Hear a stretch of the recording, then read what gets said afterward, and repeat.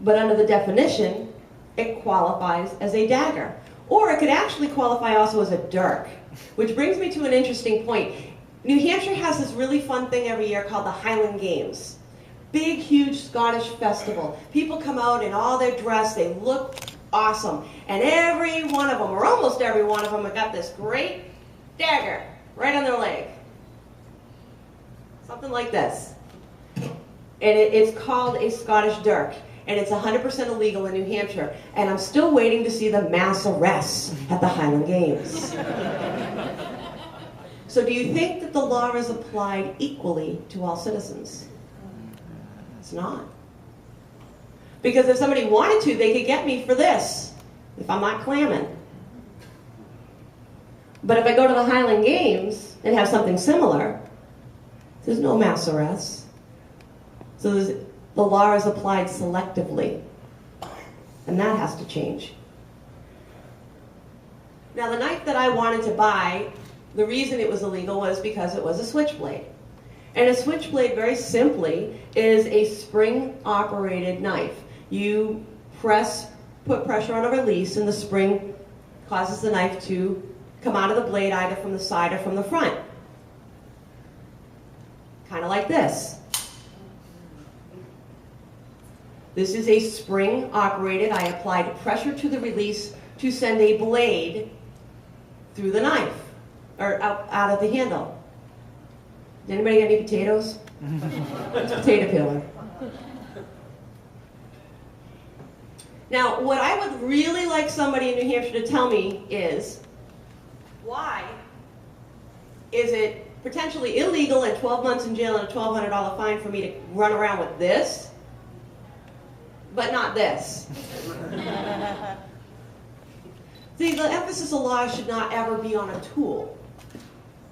It should always be on a crime. All of us believe that murderers and rapists and robbers should be punished. And if they use a tool to do so, punished. I read a story in Florida that there was this young man who unfortunately had some issues, and he got very angry with his parents. He was charged with assault with a deadly weapon. The deadly weapon was a Christmas tree stand. And that was the second time I'd read a story about somebody attacking somebody with a Christmas tree stand, believe it or not. And they should be illegal. We need to make a law. We can't have Christmas tree stands legal. People will run around and there'll be mayhem in the streets. Now, stand your ground law.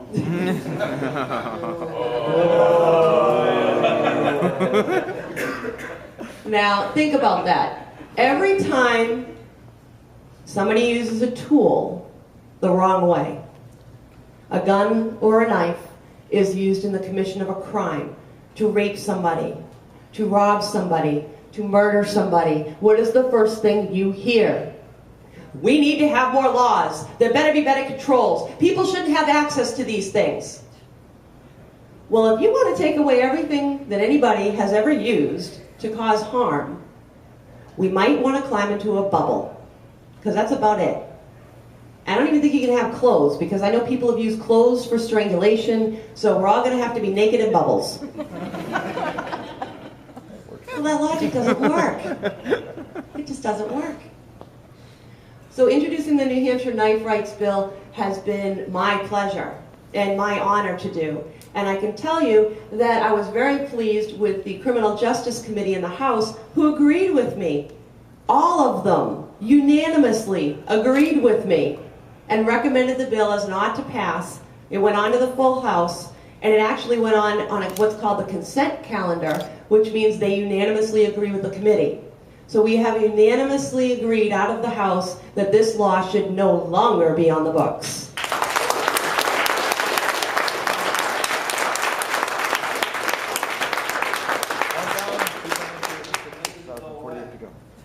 Upon passage, when we get it done. Right now where we're at is we're in the Senate. And actually we have a hearing next week in front of the Senate committee where we hope that the Judiciary Committee will agree with the House that this law is, they literally said the words archaic in the Criminal Justice Committee in the House. So we have to hope that they will agree and that they will pass it through the Senate, and then we have to hope that our governor will agree and either sign it into law or allow it to simply pass. Once we hit that hurdle, it becomes law upon passage. It's no longer illegal to have a dirk, a dagger, a switchblade, or a stiletto in the state of New Hampshire.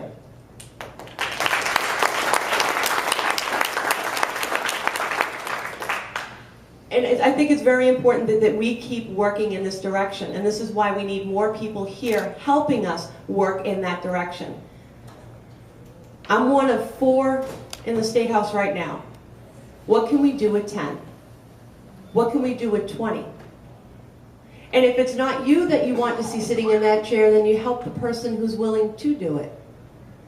I had a tremendous amount of help. There is no way I would be standing here in front of you, a state representative today, if it wasn't for the family that helped me, that were out there holding signs, that were out there tubing. Anybody here not know what tubing is? It's a real neat New Hampshire thing. We go around with flyers about our candidates and put them in the newspaper tubes in the district.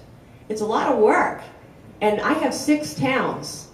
Over 20,000 people live in my 6 towns. So you can imagine how much we had to cover. And we're in a district that is very rural, so you can't walk around. You literally got to drive from house to house. This is not a neighborhood where kids trick-or-treat walking. And we had people who were out there fundraising, and we had people who would make phone calls, and we had people building websites. And my absolute right hand, my Chris Lopez, my fiscal agent, who kept my brain straight through the entire thing. Trust me, it's not easy. I'm not going to tell you that it is, but I can tell you that it's worth it. I can tell you that when you move here and you get involved in it, and you see things change because of what you've done, and you realize that you've preserved and protected your rights and the future rights because of what you've done, the feeling's incredible. What's really fun is when we did Real ID, we were very organized. They didn't like us, especially the Senate. But when Real ID happened the first time, the federal government was saying to the state of New Hampshire, come on, you be the pilot state and we'll give you $3 million to do it. Bribery.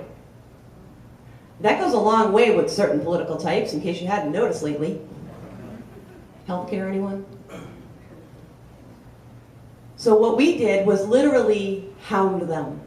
Every single time the Finance Committee met that they could potentially vote to accept that grant money, we would literally make sure that we were there before they even opened. And the first couple of rows of seats would be us, with our No Real ID buttons on. And we were on a schedule. If you could only be there for 2 hours, and I could be there for 2 hours, then I'd find out, okay, you're leaving at noon? Okay, I'll be there for you. And I'd come in and I'd take your seat, and you'd leave, and I'd sit there, and at 2 o'clock somebody else would come in and take my seat. And we made sure that for those 2 weeks, or excuse me, actually it was about 2 months, that every single time they met, the first 2 rows they saw was No Real ID, that we weren't going away. When our bill went to the Senate, we flooded the Senate gallery. There were no seats left, just us. And it got to the point where they would literally look up at us and say, we're not going to hear your bill today. And we go, thank you, and sit right back down. And we sat vigil. We were not going to allow them to vote without witness. We were not